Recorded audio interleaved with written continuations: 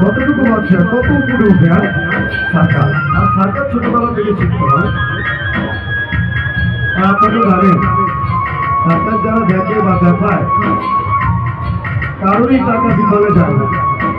আপনি যেমন কষ্টের টাকা দিয়ে টিকিট কেটে সার্কাস দেখতে এসেছেন, আমাদের খেলোয়াড়ি বালক বালিকারা তারাও কষ্ট করি পরিশ্রম করে মেহনত করে আপনাদের কাছ থেকে টিকিটের টাকা আদায় করে।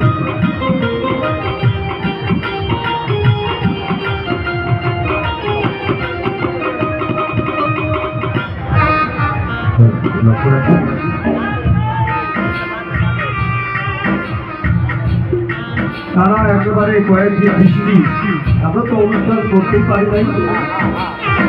আল্লাহর রহমত, আকাশ পরিষ্কার, আর এই বৃষ্টিতে অনেক ক্ষয়ক্ষতি, মেলাও যেমন ক্ষতি হয়েছে, আমাদেরও টানা বৃষ্টি আর বাতাসে তাঁবুগুলো ছিঁড়ে অনেক আমরা আর্থিক ক্ষতি করেছি।